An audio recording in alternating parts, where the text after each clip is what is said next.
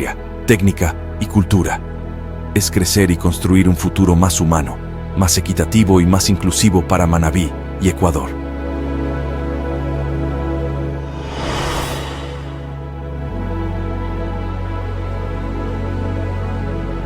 Universidad Técnica de Manabí, Santiago Quirós Fernández, Rector.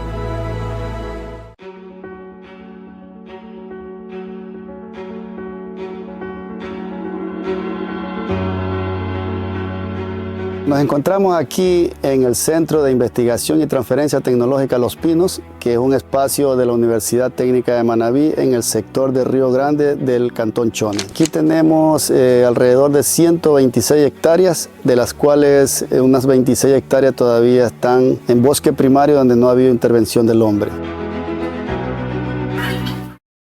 Sus miembros más vulnerables. Muy buenos días a todos. Les doy una calurosa bienvenida al segundo día de actividades del segundo taller internacional en educación y accesibilidad en el marco de la 8ª Convención Científica Internacional de la Universidad Técnica de Manabí. Es un verdadero honor para mí presentar a nuestra distinguida conferencista, la ingeniera Liseda Veiga. Ella es una experta en el desarrollo de habilidades para personas con síndrome de Down, con un enfoque en la neurodiversidad, la inclusión educativa y la promoción de la independencia. Además, es la presidenta de la Fundación Down de nuestra provincia Manabí. Hoy, nuestra querida Lisette nos compartirá su conferencia magistral titulada La inclusión educativa como eje del desarrollo, autonomía y éxito personal de las personas con síndrome de Down. Sin más preámbulo, le invitamos a recibir a la ingeniera Liseda Veiga.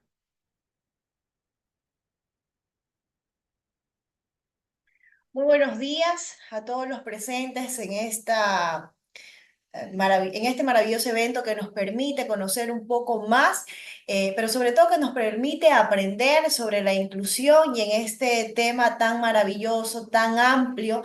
Me permito agradecerle a la Universidad Técnica de Manabí, al área de inclusión, por permitirnos a través de la fundación, en este caso soy la vocera oficial de esta temática, me siento honrada de poder compartir todo lo que he podido aprender a lo largo de mi vida con una actividad muy particular, ya que soy madre de familia de un niño, de un adolescente que tiene síndrome de Down. Y es motivada por el amor hacia mi hijo, pues que a lo largo de estos años he podido capacitarme, aprender y entender que la única esperanza que tenemos dentro de la sociedad es cuando nos empoderamos desde ese amor y desde esas ganas de poder tratar en lo posible de sacar adelante a nuestros hijos, basadas en la coherencia y en la conciencia de que lo mejor que les puede pasar, sin duda alguna, es la independencia. Y hoy quiero empezar esta maravillosa conferencia hablándoles que nosotros somos fieles creyentes en que la independencia es lo que nos va a permitir a nosotros como padres y como sociedad poder hallar la solución a, digámoslo, una problemática, pero para nosotros no vemos problemática cuando hablamos de activismo y hablamos de la parte social. Hablamos de desafíos, esos desafíos que nos enfrentan a siempre buscar soluciones y alternativas para ellos. Me gustaría que me confirmen si ya puedo comenzar a compartir la presentación.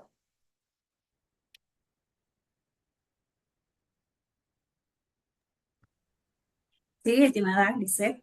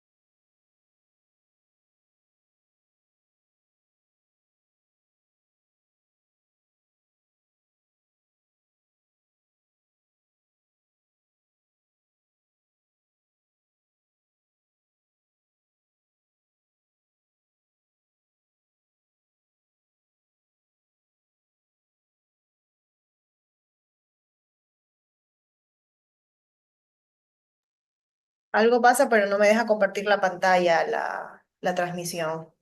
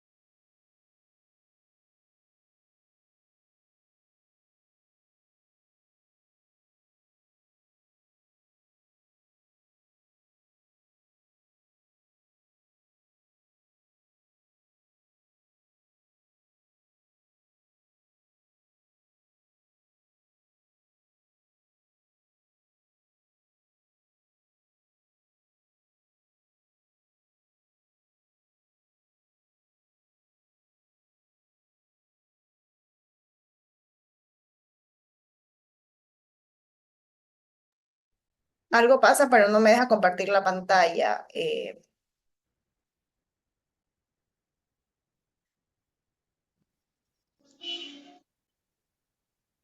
A ver si desconecta el televisor.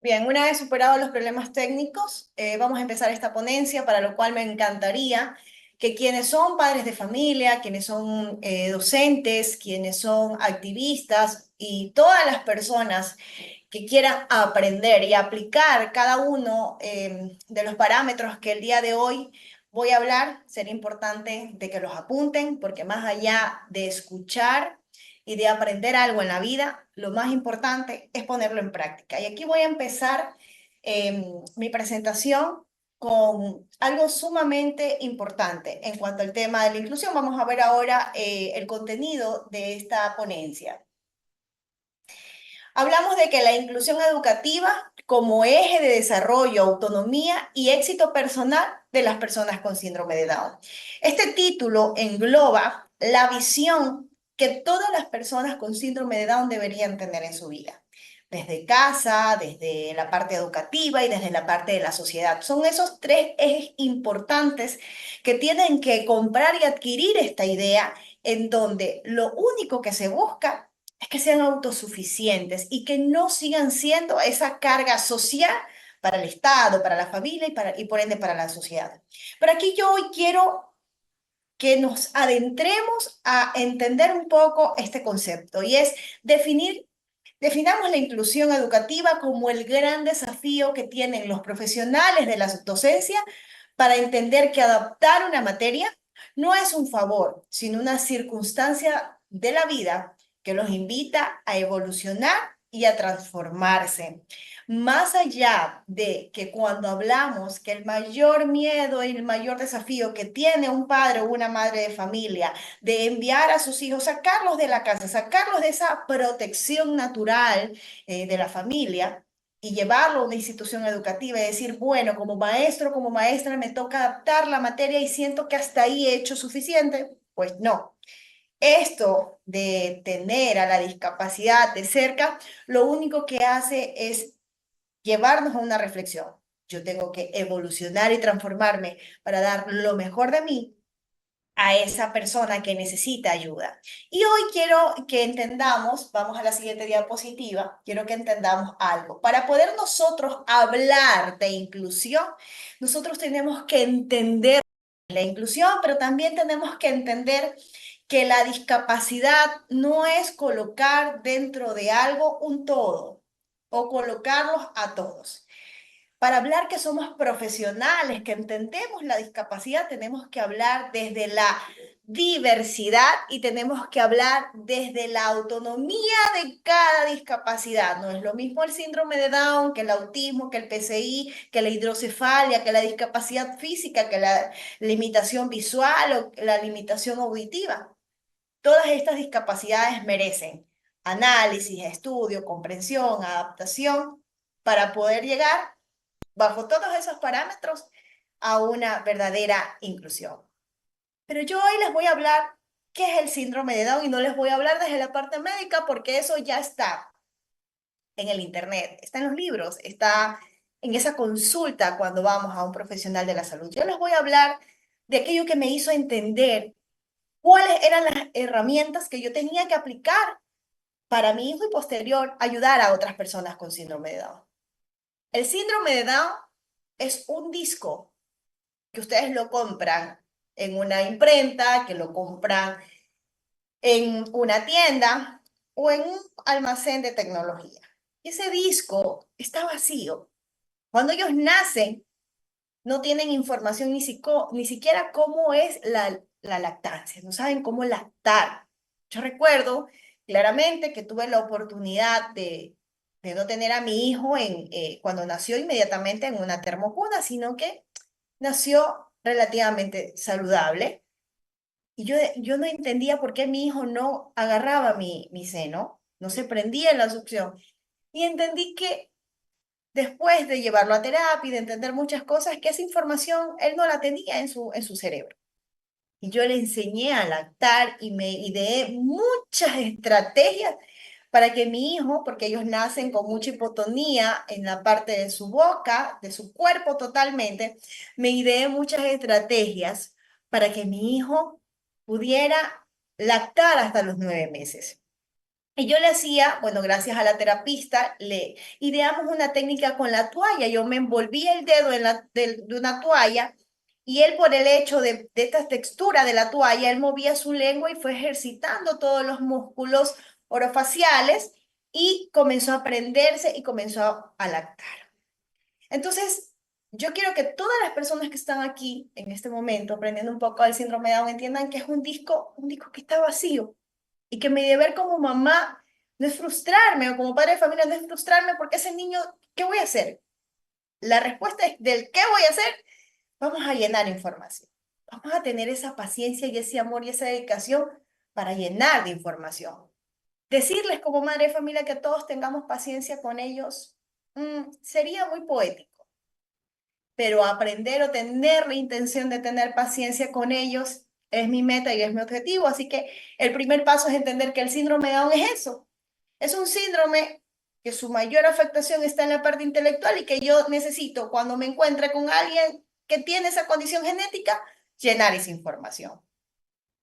Ahora vamos a ver cuál es el proceso adecuado para ingresar a la educación regular. Hay dos aspectos, padres e instituciones educativas, y cuando somos padres y tenemos un hijo con necesidades especiales o con desafíos intelectuales, creemos que desde la victimización y desde el dolor y desde pobrecito, todas las puertas tienen que abrirse. Y para quienes nos ven desde otros países, les comento que en Ecuador tenemos una ley orgánica de discapacidad, que es la mejor que puede existir en teoría, pero en práctica todavía tenemos algunos vacíos que sé que con el amor, la pasión y el liderazgo de muchas organizaciones sociales vamos a conseguir una gran transformación y un gran liderazgo para que aquellas cosas que han quedado sueltas se mejoren. Pero los invito a conocer estas leyes que son maravillosas y que nos han permitido empoderarnos, abrirnos puertas y luchar por nuestros hijos. Pero también la misma ley ha hecho que muchas familias se victimicen. Entonces, hoy quiero hablar desde esos dos parámetros, desde la realidad, desde la conciencia y también desde la valorización de la discapacidad, que no es lo mismo la valorización que la victimización. Cuando yo valoro la discapacidad como padre de familia, yo me empodero, acepto y me centro en una realidad. Cuando yo vivo la discapacidad de la victimización, yo creo que todas las escuelas tienen la obligación de recibir a mi hijo, que todas las escuelas tienen que soportar ciertas actitudes que no son positivas dentro de la discapacidad y que eso viene desde la casa. Entonces, ¿cuál es ese proceso adecuado? Viene primero y depende de papá y de mamá.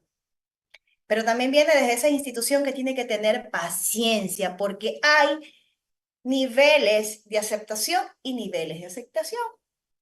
Y lo más adecuado, y que esto es un protocolo que desde la Fundación Down Manabí lo vamos a implementar y lo estamos implementando, es que primero se tiene que sensibilizar a la institución. Como madre de familia, es ir a la institución, hablar, capacitar, que entienda todo el equipo de docentes, rectores, qué es el síndrome de Down, porque es que nosotros a lo que no conocemos le tenemos miedo.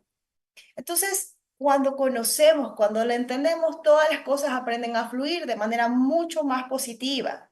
Y hacia allá quiero ir. No podemos, y esto para docentes y padres de familia, aquí no es una competencia de que no, es que yo quiero esto y no, es que yo no le voy a permitir esto. No, les comento y les vuelvo a repetir. La solución para la inclusión es el amor y es llevarnos a entender que ambas partes son válidas. Yo como madre tengo que entender que esa maestra tiene miedo y yo tengo que entenderla y no la puedo obligar. Y como institución, yo tengo que entender que esa madre viene golpeada y si esa madre está sola con su hijo o con sus hijos, es un dolor mucho más grande. Entonces, esa madre hay que entenderla. Entonces, yo tengo que estar en una posición en donde el amor está en medio de estas dos partes y ahí hay que llegar a acuerdos. Acuerdos en donde capacito como madre a la institución y decirle, es que miren, Samuel tiene un hilo conductor de esta manera. A Samuel se lo lleva de esta manera. Y la institución tiene que decir, bueno, mamita, estas son las reglas de la escuela, vamos a adaptar las reglas. Por ejemplo, Samuel tira las puertas, vamos a poner un letrero que diga que señale la puerta y una carita feliz, sí, que la puerta se la suena despacio y una carita enojada o triste cuando cierran la puerta muy duro. Entonces ahí el niño con síndrome de Down, como es tan visual y tan auditivo y tan sensorial, por ende él va a entender y se va a frenar, pero ¿por qué?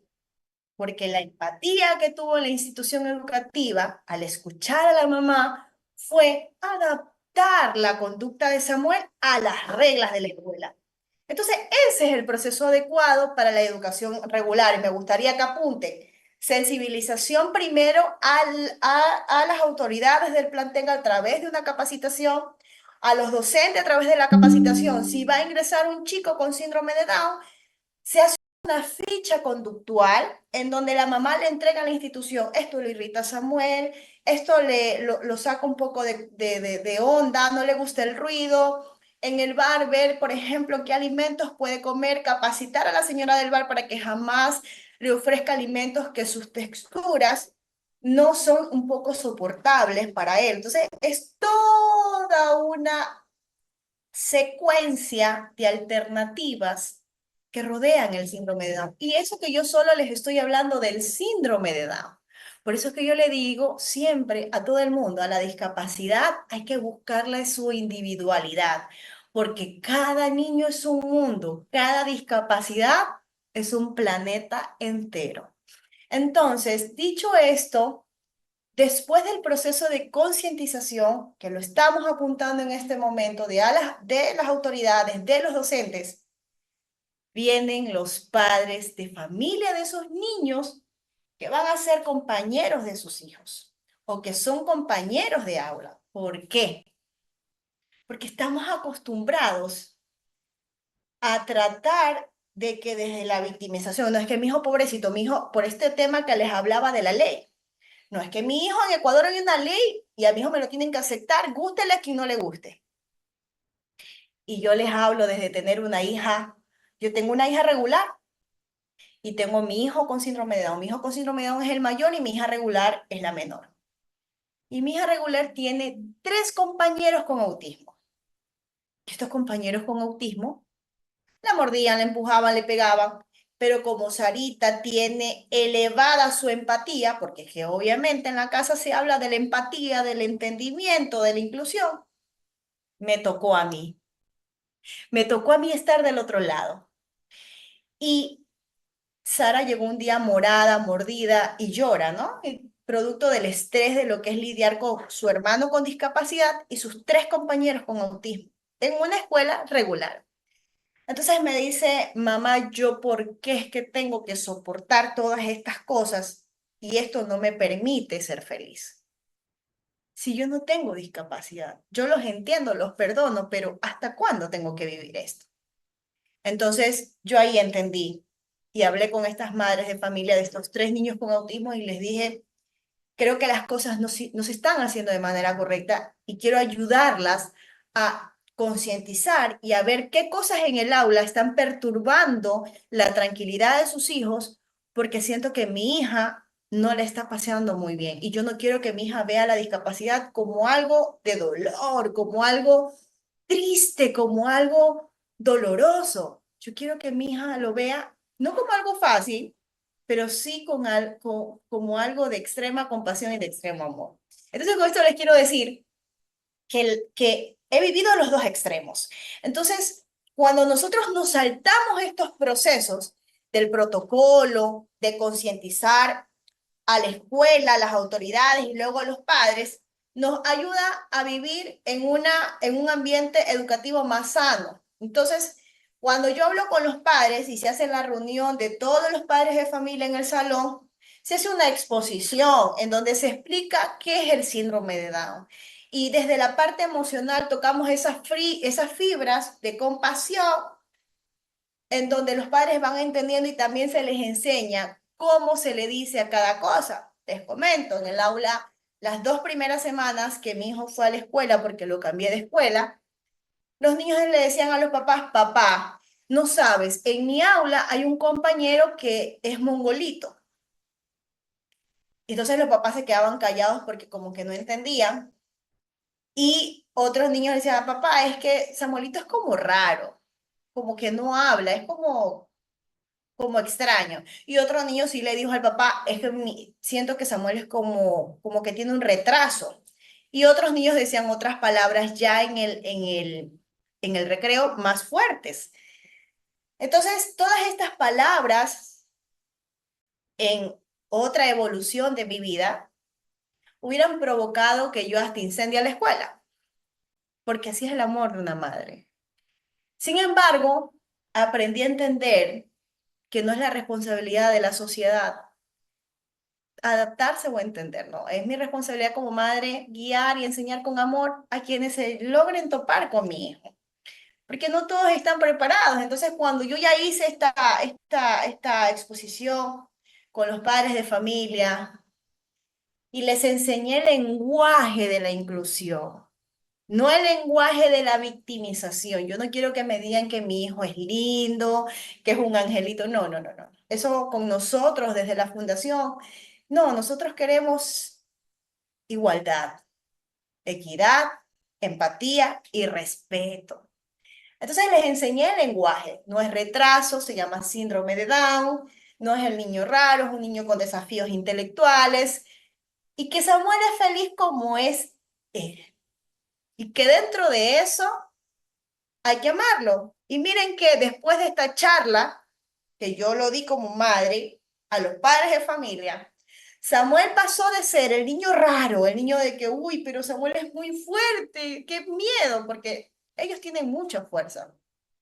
Hoy por hoy Samuel es el niño más popular de la escuela, querido por todos, desde el señor de la puerta, la señora del bar, el señor del baño, toda la comunidad educativa, y pasó de ser ese niño al que todos le tenían miedo a ser un niño en el que todos quieren estar porque es fuerte como Sansón y todo el mundo le pide favores de que le abra la botella porque él tiene una fuerza impresionante, de que ellos se adaptaron a que Samuel era su soporte porque tiene demasiada fuerza física y las niñas dicen, wow, Samuel baila increíble, Samuel es un buen deportista y como madre abrí ese camino con amor, con conocimiento, porque el conocimiento en una madre y en una mujer es poder. Y ese poder lo usé para abrirle de manera sabia ese camino a mi hijo, sin exigirlo, sin pelearme con nadie, sino desde esa preparación. Por eso es que las madres tenemos que prepararnos de manera positiva para afrontar los desafíos de la crianza de nuestros hijos con desafíos o con no desafíos. Ese es el reto de darle a la sociedad mejores seres humanos. Y después de esta capacitación a docentes, a profesores, a padres de familia, no fue necesaria la capacitación a los niños. Lo que fue necesario y lo que es necesario es darle herramientas a los niños para que en el aula todo sea más bonito. Samuel tiene una pizarra más pequeña y más cerca de él. Los compañeros tienen una pizarra más grande, pero la pizarra más pequeña no la separé. Dentro de esa pizarra grande, yo le implementé una pizarra para Samuel. Y cuando los compañeros me preguntaban por qué Samuel tiene que tener una pizarra pequeña, porque Samuel ama las letras grandes y él aprende mejor así. Entonces los niños se quedaron pensando y todos comenzaron, hoy por hoy se turnan toda la semana, sus compañeros son los mejores maestros sombra. Obviamente si tienen una pregunta, como si mi hijo lleva maestra sombra, sí tiene.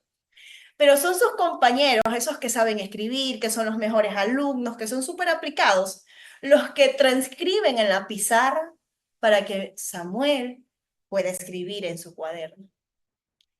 Y esa es la adaptación exitosa que buscamos en la parte de docencia y cuando cualquiera de ustedes que vaya a ser maestro o maestra entiendan que esa es la manera correcta de enseñar, porque el ser maestro es una responsabilidad, sí, social, muy grande, pero también es una responsabilidad de mucho amor y de mucha dedicación. Y aquí les comparto esta experiencia para que puedan hacer un proceso de educación inclusiva adecuada.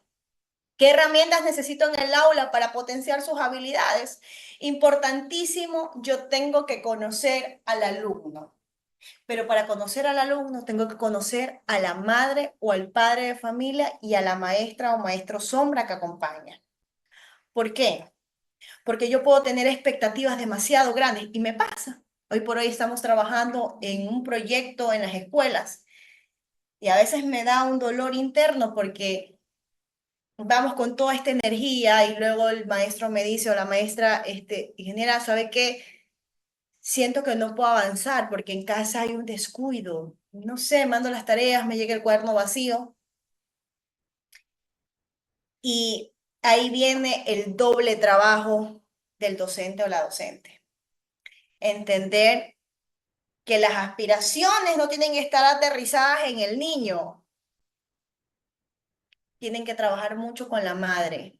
Y el DC es importantísimo que lo vamos a ver más adelante, pero las escuelas, hoy por hoy todas las escuelas deberían tener un psicólogo y un psicólogo o psicóloga preparada para aportarle ayuda a esa madre. Hay madres que pasan en depresión, mientras sus hijos se van a la escuela a estudiar, las madres aprovechan ese espacio para deprimirse y llorar a mar extendidos.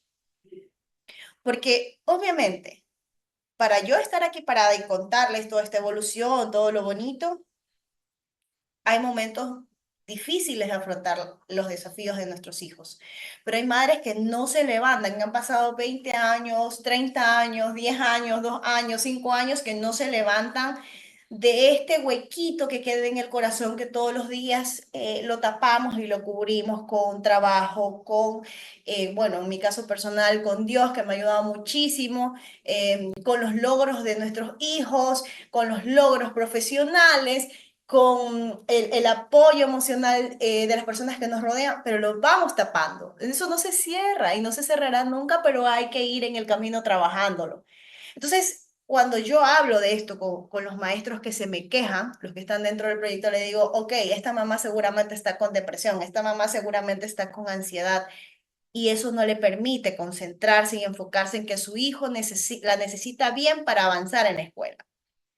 Entonces, es importantísimo que yo tenga primero el análisis de cómo es esa mamá. ¿Es una mamá preocupada? ¿Es una mamá que me está cumpliendo? Un checklist de la mamá.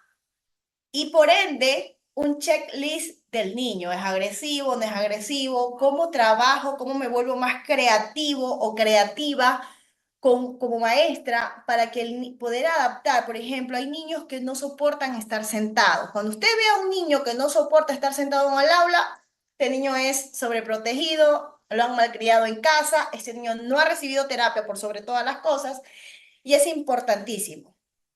Ustedes tienen que exigirle a la madre de familia, obvio, si soy una docente buena, si soy un docente bueno, que estoy cumpliendo con las adaptaciones, que estoy amando a mi alumno, porque es que les comento una cosa, amar a nuestros chicos no es una opción, es básicamente una responsabilidad y una obligación, porque solo queriéndolos y amándolos, todo va a comenzar a fluir. Entonces, si yo estoy cumpliendo con todos esos parámetros como docente, pues tengo que exigirle a la mamá su otra parte, que haga temas, las tareas en casa, pero también que lo lleve a terapia, así sea una vez al mes, una vez por semana, porque ustedes como docente, con un alumno que no recibe terapia, no hacen nada. No hacen nada, porque en la terapia se trabaja disciplina, se trabaja concentración, se trabaja discriminación visual, discriminación auditiva, se trabajan objetivos a corto plazo, a largo plazo, motricidad fina, motricidad gruesa. Entonces, ustedes van a vivir frustrados y frustradas, porque la terapia con la educación son hermanas. Entonces, si yo no tengo terapia con educación, sea, no vas a poder hacer mucho, ¿ok? Entonces, claro, las herramientas que necesito. Necesito terapias, necesito un checklist de la mamá para en función de eso trazarme metas y saber hasta dónde puedo avanzar. Analizar mucho el entorno social del niño, socioafectivo sobre todo, para saber hasta dónde yo puedo avanzar. Adicional a esto, les quería comentar que otra herramienta fundamental es que la institución, el padre de familia, se eduque, se prepare, se capacite. Esto es permanente. Les comento una cosa antes de avanzar al siguiente punto, es que cuando la maestra de Samuel recibió a Samuel, una maestra nueva, nunca en su vida había tratado con el síndrome de Down, yo le cogí la mano y le dije, yo no voy a pedirle ni a exigirle que quiera y que ame a mi hijo. Va a tener que intentarlo en el camino porque sin amor es imposible resistir el desafío intelectual de mi hijo. Y no es fácil, o sea, Samuel es súper pila y todo, pero tiene sus errores propios del síndrome de Down en su conducta. Yo que soy madre, estoy aterrizada. Entonces me acuerdo tanto que ella empezó a llorar, pero con un llanto desconsolado. Y la abracé y le dije, y si en el camino quieres abordar la misión, yo no te voy a juzgar, ni me voy a enojar, ni nada. Yo siento que más bien el amor va a fluir solo y que no me voy a adelantar a nada. Y aquí, para quienes son madres y están viendo esta parte, no se adelanten a nada. No se sugestionen, no se limiten, no piensen que ya es lo peor del mundo. Yo aprendí algo, y es que aún si el día de mañana yo me quedo sin uno de mis hijos, no es lo peor que puede pasar. Porque lo peor que puede pasar es que uno no tenga aprendizaje de las cosas que le sucedan. Y cuando esta maestra me abrazó y lloró y me dijo, es que tengo miedo, tengo pánico, no sé cómo lo voy a hacer. Y le dije, una de las ventajas es que vas a aprender muchísimo y no te voy a dejar sola. Entonces, las madres no podemos dejar sola o solo al docente, porque el docente también tiene miedo, así el mismo miedo que cuando nosotras nos entregan a nuestro hijo y nos dicen, ah, es que creo que tiene síndrome de Down. Ese mismo terror de nosotras lo sienten ellos, solo que están más grandes y solo que no tienen que pasar malas noches en hospitales y muchas complicaciones más. Entonces, como herramienta fundamental y principal, aparte de la terapia, es que el padre de familia no deje solo a la institución completa. Bien, otro parámetro importante, la creatividad como fundamento de la educación inclusiva, con resultados positivos y rompiendo esquemas. Miren, les voy a contar, Samuel toda la vida, desde que empezó la parte educativa, nunca ha querido practicar paralimpiadas, kermés y todo lo que ustedes se puedan imaginar como eventos culturales y sociales en una escuela. La primera vez sufrí muchísimo porque todos los niños ensayaban y Samuel tenía tan solo 4 años y la rectora de la institución me llama y me dice, señora Abeiga, tengo un problema con Samuel, no quiere ensayar y creo que es necesario que Samuel se lo retire de la actividad y que no asista ese día a las Olimpiadas, porque no va a salir y la gente como que lo va a ver raro y quiero evitarle a usted un mal momento. En ese entonces, en mi vida personal, yo era mucho más emocional y no era muy dependiente de ponerle a Dios las situaciones de mi vida. Y yo comencé a llorar porque, y yo creo que muchas madres aquí me pueden entender, cuando tiene un hijo con discapacidad, este tipo de comentarios no es que te hiere, no, te hace un hueco enorme en el corazón del tamaño de una cisterna. Entonces yo lloraba, me acuerdo que estaba trabajando y me sentí súper mal, entré en una depresión como de 3 horas, muy, muy, muy mal. Y yo dije, no, algo Samuel me está queriendo decir, porque su lenguaje no es muy fluido. Yo sé que me quiere decir con eso de que no quiere pararse a ensayar. Algo está pasando en la escuela que él no quiere. Fui a la escuela, me quedé escondida en un baño, me acuerdo que abrí la puerta así por un huequito a ver lo que era que pasaba. Si es cierto, Samuel no quería ensayar, pero Samuel estaba sentado con sus brazos así y no pestañeaba. Entonces, cuando yo vi eso, y obviamente ya tenía 4 años aprendiendo de terapia, yo comencé a darme cuenta que Samuel había adoptado el aprendizaje visual, sensorial.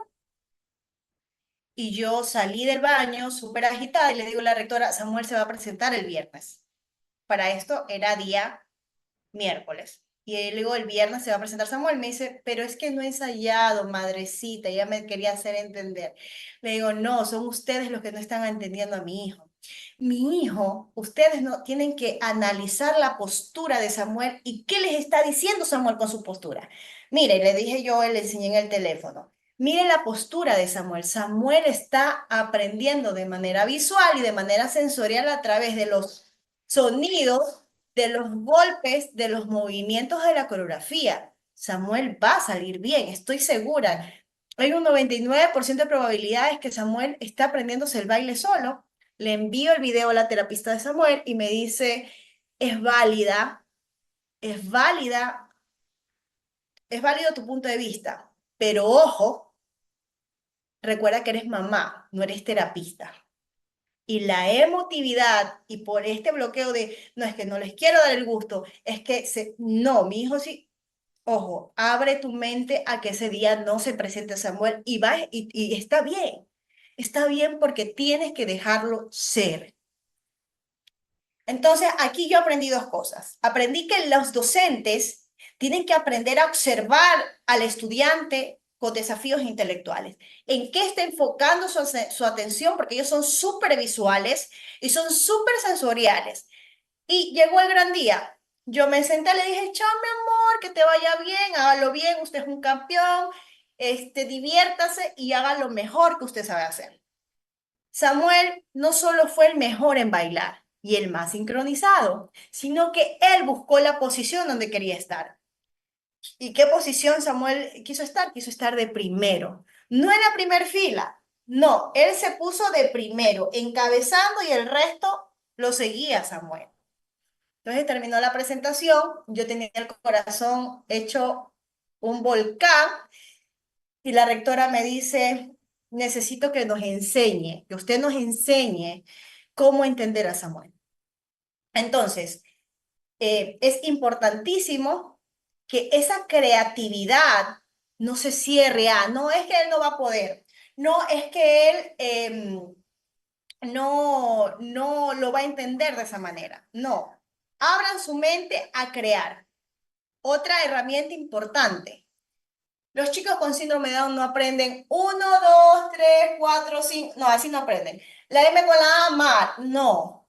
Haga un cuento de los números. Había una vez un número que era largo y que tenía un brazo. El cuento del número 1, el cuento del número 2, el cuento del número 3. No importa si yo tengo que hacer 4 hojas de un cuento para enseñarle un número a un estudiante. No importa. Hágalo. Como madre, no importa si me toca del cansancio levantarme a repetir ese cuento en la casa. Amor mío, vamos a repasar el cuento. Si yo como profesora tengo que hacerme un 1 como una careta, con un elástico y andar todo el día con el 1 en la careta, no importa. Visualmente yo le estoy enseñando a mi alumno que le estoy enseñando el 1. La creatividad en la educación inclusiva es clave. Maestros y maestras, el Internet, la inteligencia artificial, hoy nos abre oportunidades para buscar muchas cosas. No se queden con las reglas de los libros. Sálganse de las reglas de los libros. Yo recuerdo que un año tuve la oportunidad de participar en los talleres de la Universidad Casa Grande. Considero una de las universidades más prestigiosas de este país y una de las universidades más poderosas en herramientas de inclusión educativa. Tuve la oportunidad de asistir a varios módulos continuos para prepararme. Mi temor más grande era la parte educativa. Y yo recuerdo que dentro de esto tuvimos una charla magistral de una chilena que me dijo, no pienses como madre, piensa como docente. Y me dio algunas piezas para hacer estrategias educativas Y yo le dije, yo voy a hacer esto que les hablaba de los cuentos, de los números. Y yo recuerdo que me dieron un periódico, unos palitos de helado y un elástico. Y yo recorté un uno grande, recorté en el periódico, le pegué puros colores, esto de las noticias de más colores, y me lo pegué. Entonces, y en los dedos me pegué puros unos chiquitos, y yo hice un teatro del número 1.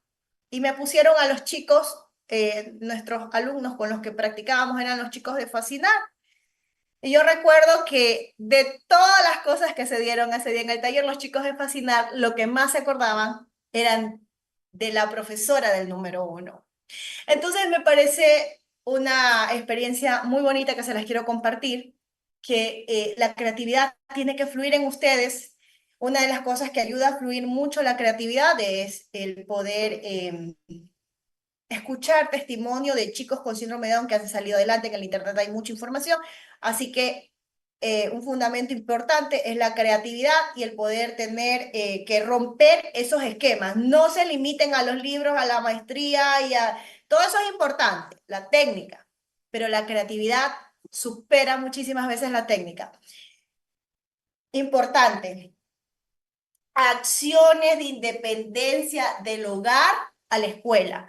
Normas básicas de exigencia de la institución a la madre y el padre de familia, que la persona con síndrome de Down sea autónoma para ir al baño, sea autónoma para comer, sea autónoma para vestirse y sea autónoma para poder decidir lo que quiere hacer. Por ejemplo, cuando yo fui a buscar en Puerto Viejo jardín para Samuel, Samuel tenía 2 años. Él venía de guardería desde los 5 meses. Todos los jardines a los que fui, que fueron 7 jardines, me cerraron las puertas, porque la primera pregunta que me hacían era, ¿dejó el pañal? No. O sea, ya había dejado el pañal, pero no controlaba esfínteres, porque hay dos cosas y que son súper importantes aprenderlas. Y me decían, ¿come solo? Le digo, sí, pero todavía riega. No. Bueno, me hablaban, me decían, habla, se comunica. Entonces, habían algunos parámetros. Por eso son los que les estoy diciendo. La autonomía en estos aspectos. Entonces, llega un día, yo tomé la decisión. Y yo dije, no voy a regresar llorando a la casa. No voy a ir a una escuela que cierra la puerta. Y voy a comenzar a hablar que el cuco que yo necesito es para un niño, no el niño que tiene síndrome de Down, porque esa es la condición genética de mi hijo. Y eso obviamente lo aprendí también en muchos talleres a los que fui. ¿Por qué siempre tenemos que presentar a nuestros hijos desde la discapacidad y no desde lo que son? Entonces, la próxima, antes de ir a este plantel, yo me puse estas metas. ¿Por qué me dicen que no? Porque mi hijo no dejó el pañal, porque mi hijo no come solo, porque mi hijo todavía se hace popó, porque mi hijo no dice para ir a hacer pipí, porque Samuel no diferencia entre si ya quiere, ya se siente cansado y no expresa si se siente cansado, y sino que se pone a llorar y patea. Comencé a ponerme metas. Pero yo soy, digámoslo así, muy aspiracional. O sea, yo nunca quise que la sociedad viera a mi hijo como un pobrecito niño que tiene síndrome de Down o un qué bonito niño tiene síndrome de Down. No, detesto cuando lo ven hacia Samuel. Me gusta cuando dicen, wow, Samuel, cuando lo llaman por su nombre, porque lo primero que ven es a un niño diferente. Entonces, yo le quité el pañal, le puse su ropa, y fue el proceso más duro porque ellos se embarran de heces todo, porque ellos no saben o no tienen noción que eso es guácala como nosotros. Ellos ven las cosas normales, son súper relajados, ellos no se complican la vida, usted le puede hacer mala cara y ellos como que les da igual, porque ellos viven su vida a su manera. Entonces recuerdo que un día estaba trabajando en la computadora y cuando volteo a ver, Samuel estaba todo lleno así. Recuerdo tanto que yo lo primero que hice fue llorar, me arrodillé literalmente y lloré y me ahogaba de tanto llorar. Y luego recordé, no, pero es que yo esto es lo que quiero. Yo quiero aprender. Yo quiero desafiarme como mujer y como madre, entender por qué esto me está pasando a mí. Y yo voy a ayudar a mi hijo, porque él va a tener que aprender a limpiarse. Yo no voy a ser eterna, yo tengo que hacer de mi hijo un ser humano independiente. Porque si yo como madre me limito y no puedo y me da asco, ¿qué puedo esperar del resto si yo soy su mamá, la llamada a amarlo por encima de todos sus defectos y de todos sus errores? Ahí fui, al pie, fui constante, constante, hasta que un día Samuel se levanta y me dice, mamá, por favor, baño. Se toca la barriga y me dice, y le digo, ¿qué quiere hacer? ¿Pipí o popó? Popó. Dije, ok, este fue el más difícil. De ahí vino el distinguir hasta que en 6 meses, dedicación extrema, porque esto es más allá, yo siempre digo, no hay comparación, pero hay personas que se ponen metas de bajar de peso, de, no sé, de leer más, de conversar, ¿no? Eso no tiene comparación en cuanto a régimen y disciplina de querer ayudar a un hijo con desafíos intelectuales. Logré todos los ítems, preparé la carpeta de Samuel y me fui al jardín. Llegué súper bien, feliz, y le dije a la maestra, a la directora de ese plantel, le dije, yo vengo a pedir un cupo para un niño de 3 años. ¿Qué le toca venir al jardín? Le enseñé la cédula, todo, y al final de todo estaba la copia del carnet de discapacidad. Él, para esto, la rectora no revisó nunca la última hoja, porque así es Dios. Él hace cada cosa perfecta. Me dijo, perfecto, inscríbase en la página del Ministerio de Educación para el cupo, me llega la notificación, su hijo ha sido aceptado, y fui a la escuela a la entrevista. Llego a la entrevista con Samuel y todos se quedaron sin aire, porque Samuel llegó con su mochila, yo lo llevé súper empoderado, como ya vas a tu escuela, tienes que ir con tu mochila, pero era de entrevista solamente. Y Samuel llegó, hola, buenos días, con su vocecita de 3 años, porque era lo único que él podía decir hasta esa etapa. Y la directora se quedó pálida, me quedó viendo y me dijo, pero usted no me dijo que su hijo tenía Down. Y yo le dije, para eso me había llevado impresa la ley orgánica de educación. Entonces yo cogí las hojas, perdón un momento, cogí la carpeta y le dije, no le dije, ya dígame por favor en qué parte de la ley, porque aquí está el artículo de educación especial, en qué parte de la ley dice que mi hijo con síndrome de Down no puede venir, porque aquí dice que aquí el Estado goza del derecho de la educación inclusiva para todas las personas. Y me dice, pero su hijo tiene el 67% de discapacidad intelectual. Le digo, así, ese fue un favor que me hicieron para poder aplicar para los beneficios, porque menos del 20% no aplica. Entonces, la directora se quedó así. Le digo, tranquila, yo sé que usted tiene miedo. Yo tengo más pánico, porque no sé si los niños aquí lo van a golpear, lo van a empujar, lo van a morder o lo van a tirar por un tubo, pero yo necesito que mi hijo venga a estudiar, porque es un derecho. Pero yo la voy a ayudar. Yo los voy a guiar. No tengan miedo, porque yo también tenía miedo cuando mi hijo me lo entregaron en mis brazos. Yo no sabía qué hacer. Yo me quería morir, me quería volver loca. Pero es lo que hay y les aseguro que va a ser la mejor experiencia de vida. Y así fue como Samuel fue abriendo caminos, fue demostrando que no hay barreras, no hay límites cuando hay una familia comprometida en sacarlo adelante. ¿Y por qué es importante las acciones de independencia? Por Dios, aquí quiero que entiendan algo.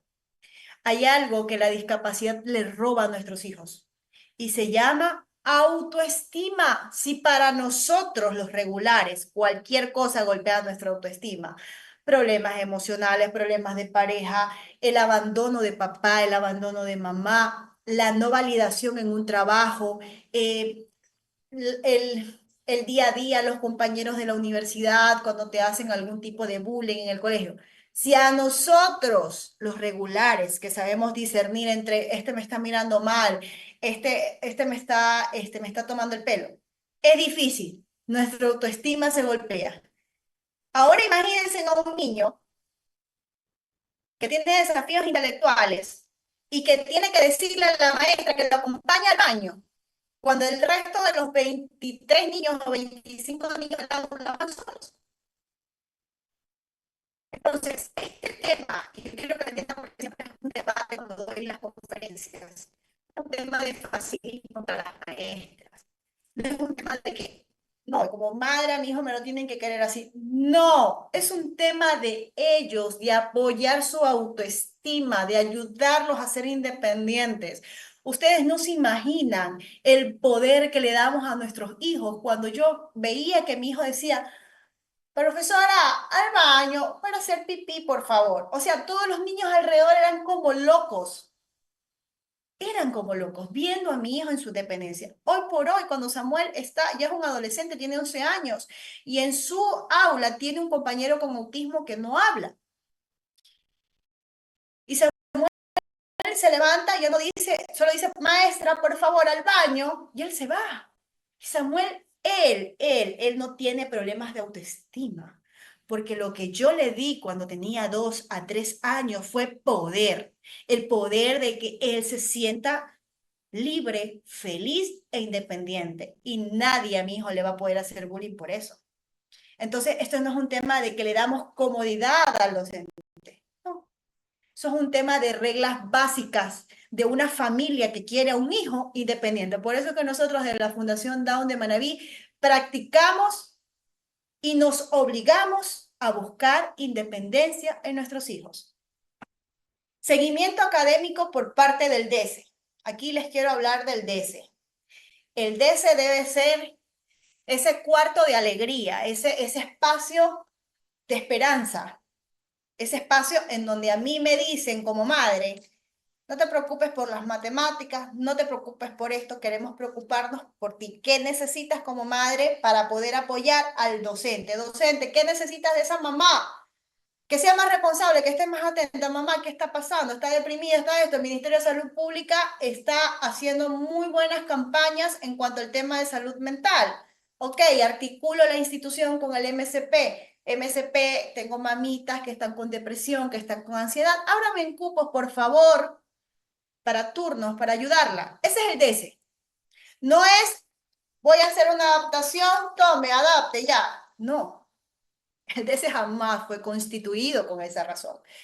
De hecho, tuve la bendición de ser parte del proceso de la construcción del concepto de los DESE cuando Samuel tenía como año y medio. Me hubiera encantado que con esta formación yo hubiera estado, pero bueno, en algo aporté y la idea era de ser este cuarto de arcoíris, este cuarto de colores donde la mamá llegue y sea como, wow, sí, aquí en el DS puedo estar y puedo manifestar y puedo buscar y es el mediador, pero no se lo está llevando así en muchas instituciones educativas. De hecho, les comparto una experiencia personal a instituciones educativas que tienen hasta aulas de apoyo, pero son aulas frías, porque aulas de apoyo no son nada. El aula de apoyo no es para segregar al estudiante, no es para decir, no, es que este estudiante se para en italiano, se para en francés, se para en inglés, se para en matemática, venga acá.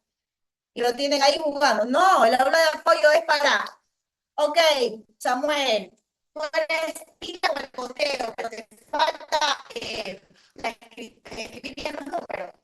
Vamos a reforzar no la primera de clase, porque el estudiante no se saca de clase, no se lo segrega. Así no es la inclusión.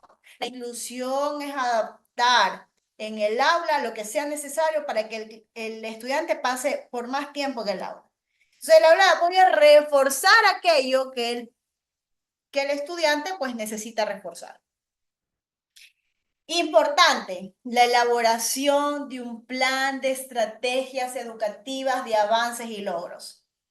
Para muchos esto es nuevo, pero les comento, yo soy ingeniera en marketing, soy estratega y hay algo que también aprendí y que adopté en todo este tiempo que soy mamá, y es que cuando un hijo dice, mami, mi mamá, nos volvemos locos, aplaudimos, lindo. Cuando el niño dice, mi mamá me ama, mi mamá me mima, ¡uf! Dios mío santo, es una cosa. Pero cuando yo me pongo la meta de que si yo estoy en un restaurante, mi hijo ya diga ceviche, jugo, cola, o sea, que lo lea, no que lo adivine, ahí estamos hablando de que estamos cumpliendo con un plan de estrategias educativas de avances y logros. Básico, objetivo general, materia y qué estrategias educativas voy a hacer en cada materia en base a las habilidades del alumno. Ojo con eso, porque ¿qué es lo que yo me encuentro cuando voy a las instituciones? Que hacen un copia y pega para todos los estudiantes que tienen desafíos intelectuales, que tienen discapacidad. Eso no sirve. Si usted está haciendo eso, pierde su tiempo porque se está engañando usted, está engañando al niño, que es lo más doloroso, porque están haciendo planes en nubes que no existen. No me pueden decir que están haciendo lectoescritura, que van a ponerse como meta en el año esa lectoescritura cuando ese niño no tiene ni motricidad fina ni gruesa. Mándelo con la mamá a hacer terapia. O usted en su aula adapte actividades para que ese niño refuerce motricidad fina y gruesa. Dejemos de estar engañando al padre de familia, déjense de engañarse ustedes y dejen de engañar al niño. La estrategia educativa, pongo el avance, día 1, tengo que ser realista. Yo a la madre de familia cuando lo entrego, yo soy súper exigente con las maestras de mis hijos. Y yo le digo, y esto no solamente es para Samuel porque tiene síndrome de Down, también lo hago con mi hija. Entonces cuando yo voy donde la maestra, le digo, maestra, le digo, ¿cómo está Samuel? Bien, no, dígame, ¿cuál fue el avance del día 1? Mire, hoy día Samuel estuvo como más concentrado en jugar. Ya, mire, hagamos algo. 3 días Samuel me juega. 2 días usted me tiene que dar un avance de logros en materias específicas. Entonces, yo estoy súper pendiente de esos avances en la parte activa y en la casa. Y se dirige. Ya por hoy está lavando platos, desperdiciando agua para lavar platos, está doblando su ropa, está cada vez desperdiciando menos jabón. O sea, yo me pongo metas. Estas mismas estrategias educativas de avances y logros en casa y escuela. Y trato de no mentirme. Y obligo a todo mi entorno dentro de casa a cumplirlas.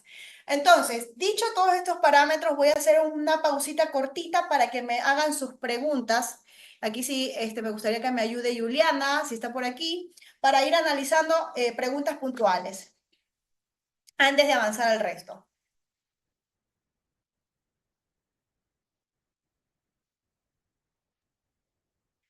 Creo que aquí hay unas preguntas, pero no sé cuántas son y... Estimada ingeniera, tenemos una pregunta de parte de la audiencia. Quieren conocer qué estrategias pueden implementarse en el aula para favorecer la inclusión de estos estudiantes que presentan la condición de síndrome de Down y promover así su participación activa dentro del aula. Perfecto, importantísimo la pizarra. Es por donde deben empezar. La pizarra es grande, yo tengo que colocar en la misma pizarra, empotrar una pizarra más pequeña. Segundo, la señalética en el aula. Por ejemplo, preguntarle a la madre de familia cuál es el color favorito del estudiante. Es casi, no creo que haya más de 2 chicos con síndrome de Down en un aula, porque no es lo correcto y no lo están haciendo. No sé si es de Manaví o no, pero al menos en Manaví no existe de que hay 2 estudiantes con síndrome de Down en el mismo aula. Nosotros como Fundación Down levantamos la veeduría con el Ministerio de Educación y lo hemos prohibido al menos en el territorio manabita. Pero, ¿por qué no se puede atender a 2 chicos con síndrome de Down? Fácil y directo, porque la profesora no se puede concentrar en 2 niños con Down en el aula y porque hay que dar diversidad. Tengo un Down, puedo tener un autista o puedo tener otro desafío intelectual. No puedo mezclar. La señalética tiene que llevar los colores que le gusta al niño con síndrome de Down. Mamá, ¿cuál es el color favorito? El rojo, bien. Samuel, mira, aquí vamos a dibujar la puerta y al niño se lo involucra en la señalética, en dibujar, si él no puede dibujar, en pintar la puerta para que él aprenda cómo se escribe puerta y todos los días, Samuel, ¿qué dice aquí? Así él no sepa leer. puerta. ¿Y cómo suena la puerta? ¿Así o así? Suena así. Si usted suena así, carita feliz. Importantísimo, nuestros chicos tienen que identificar sus emociones. En cartón, círculos redondos, imprimo y pego las caritas, alegría, tristeza, enojo, frustración, o sea, las más comunes, y ustedes no les impongan, pero a ver, Samuel, ¿cómo te sientes hoy día? Y te pon- Yo recomiendo siempre que la maestra se haga la carita del tamaño de su rostro. Se lo coloca y le coloca a él las fichas más pequeñas. Eso se llama discriminación, ¿verdad? Entonces yo discrimino, pues, Samuel, yo hoy día vine feliz, yo hoy día vine triste. ¿Por qué? Porque